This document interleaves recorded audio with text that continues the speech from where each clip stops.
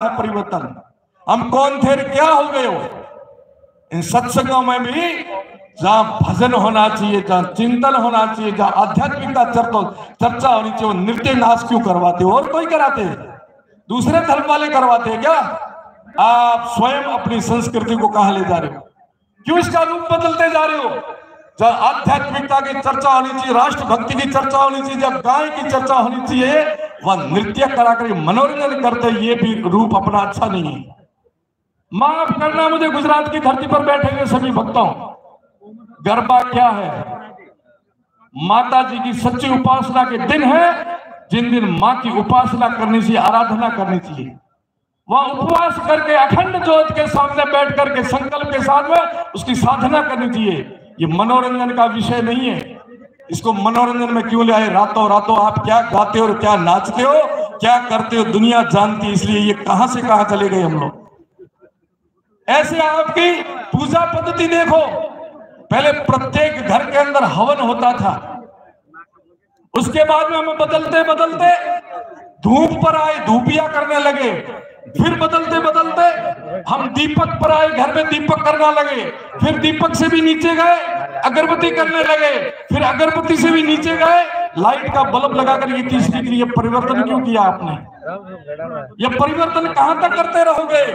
ऐसे बदलते रहोगे, ऐसे बढ़ते रहोगे, ऐसे बिकते रहोगे तो भारत महान नहीं बनेगा। इसलिए जुड़े रहो अपनी जड़ों से, जुड़े रहो अपनी संस्कृति से, जुड़े रहो अपनी परंपराओं से, तब भारत पुनः महान होगा। विश्व के लोग यहाँ सीखने के लिए आते हैं, ये हवन करने के लिए आते हैं, चोटी रखते हैं, जनेऊ रखते हैं, साफा धारण करते हैं, अपनी परंपरा में विवाह संस्कार करवाते हैं, अपने जैसी साड़ियां पहनते हैं। आप लोग क्यों छोड़ रहे हैं? इसका कोई कारण है? क्यों पाश्चात्य संस्कृति के दीवाने हो गए हो? अरे सजना पैसे कमाओ, बहुत अच्छी बात है, पर विचारों को भी आप, उसका भी धन आपके पास रहना बहुत जरूरी है। दो पैसे कमाते, भाषा का मैं विरोधी नहीं हूं, भाषा आपके बच्चे चाहे कोई सी सीखे, मुझे कोई परेशानी नहीं है, परंतु दो पैसे कमाते आपका मुख इंग्लिश मीडियम स्कूलों की तरफ क्यों हो जाता है कि मेरे बच्चों को इंग्लिश मीडियम में डालूंगा और फर्राटेदार अंग्रेजी बुलाऊंगा?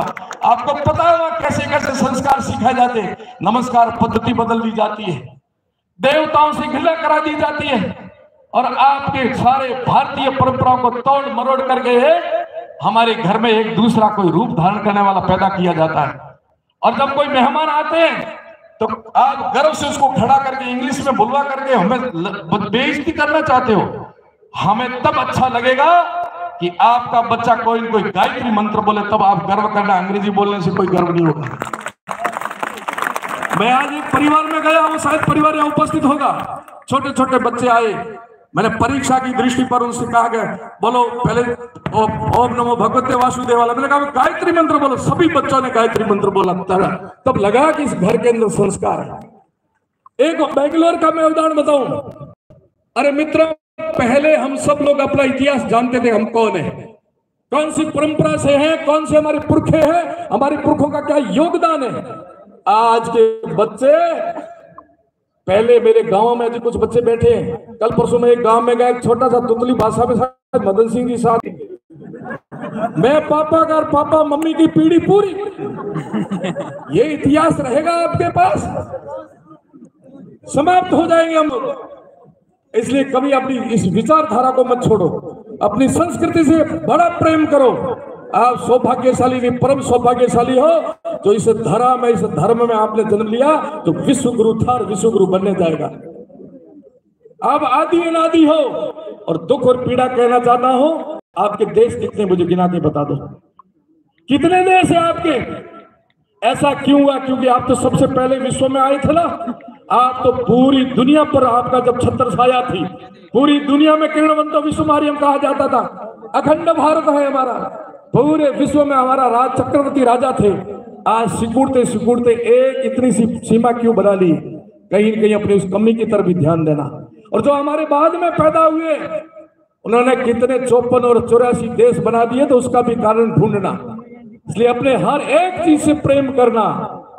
जो आपके पास दुनिया में कहीं नहीं, दुनिया यहाँ सीखने के लिए आती है।